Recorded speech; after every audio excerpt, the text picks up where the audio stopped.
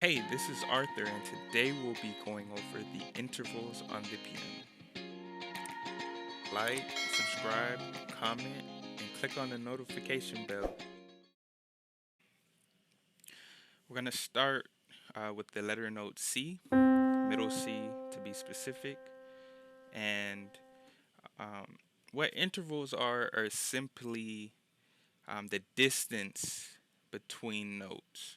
Just like how we have something being a foot away, 2 feet away, 3 feet away, we use intervals to tell us how far or what is the distance between notes on the piano or on other instruments as well. So back here, we're on the C. And these intervals are broken up. Um, they consist of steps. They consist of half steps and whole steps. So we'll first go over the half step. So say you're on this note and you go up here to this note.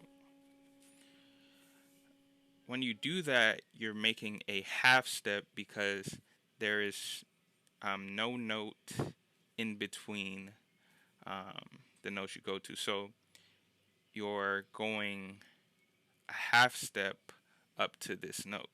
All right. So basically, whenever you go from one note directly to the next note, it's a half step. So from here, the C to the C sharp to this D to D sharp or E flat. It's all half steps because it's a single note, or a single step rather. So with that said, we have our first interval, which is a minor second interval. And it's only going to take one half step to get to this interval.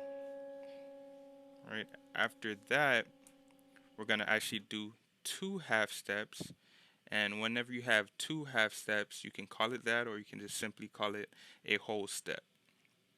So from this note, it's going to take two notes to get to this one, right? Or two steps to get to this one, right? So two half steps or one whole step, which makes a major second interval.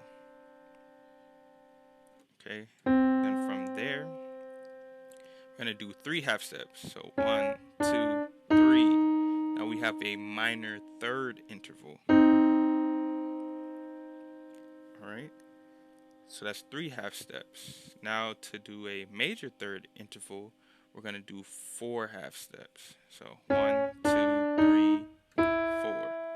There you have a major third interval. Okay, and as you continue, you can continue with the steps. So you can say 1, 2, 3, 4, 5. 5 half steps from whatever note you're on will make a perfect fourth interval.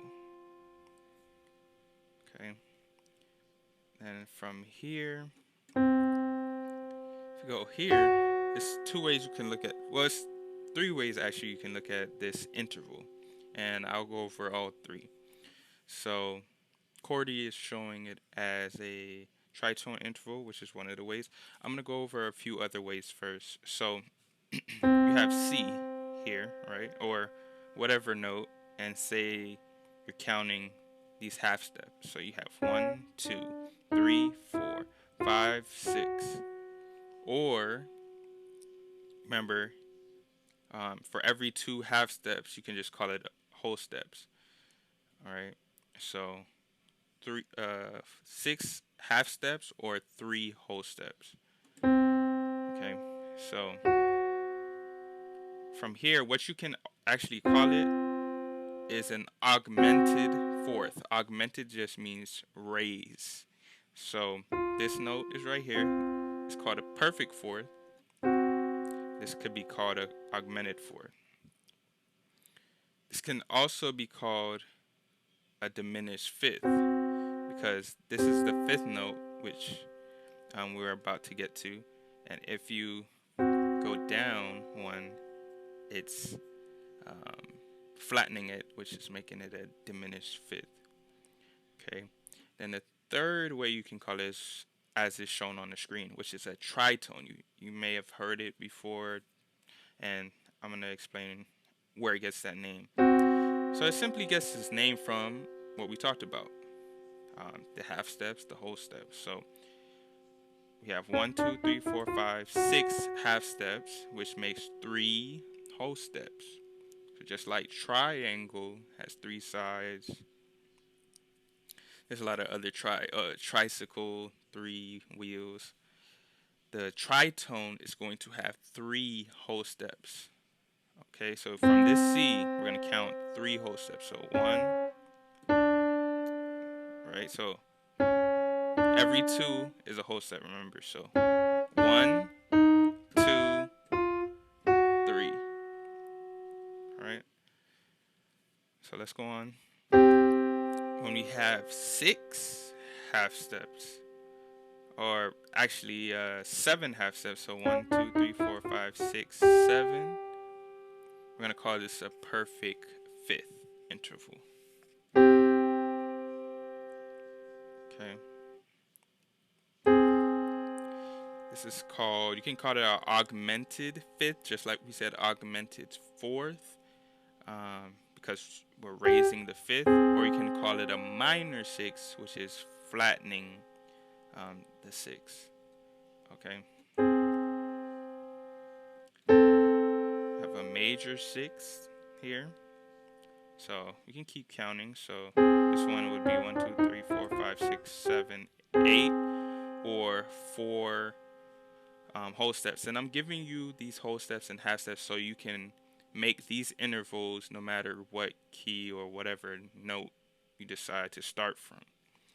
Okay, so then this would be 9 half steps. 1, 2, 3, 4, 5, 6, 7, 8, 9. Alright, so that's a major sixth. This would be called a minor seventh, which should be 10 half steps. 1, 2, 3, 4, 5, 6, 7, 8, 9, 10. Or 5 whole steps. Then we have the major seventh, which consists of 11 half steps. 1, 2, 3, 4, 5, 6, 7, 8, 9, 10, 11. And finally, the octave. And it's called octave because there is an 8-note difference from whatever scale you're on normally, whether it's a major or a minor scale. So normally be the 8th note. So we'll just sidebar to a major scale. C major scale, it goes C, D, E, F, G, A, B, C. Alright, so you count 1, 2, 3, 4, 5, 6, 7, 8. So that's how it gets its name, octave. Alright, we're gonna continue a little further to the extensions. So yeah, so say we're here, we have this octave, and we're just gonna continue. So we're gonna first do the whole step note. So it's calling it a major second, but this would actually be called the 9th as you continue counting up, and we're gonna stop at 13. So if that's a major 9, this should be a minor 9. Okay, because you're flattening it. This E, this third, and because you're counting up, it's the 10th interval. Then this could be called sharp 9 sometimes, but most often it's used as a kind of minor 10th interval. So the same concept, taking a major third and going up an octave, you're doing the same thing with the minor third, making it a minor 10th.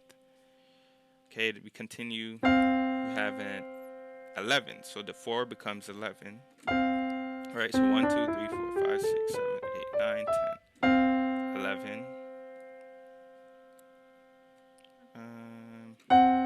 This would be called a sharp 11. Okay. Because sharp is when you go up a note, similar to augmented. But yeah, sharp. Okay. This G, you wouldn't refer to it as 12. I've never heard it referred to as 12. Pretty much because it's given. But we're going to continue to this 6, which is now going to become the 13, because we count 1, 2, 3, 4, 5, 6, 7, 8, 9, 10, 11, 12, 13.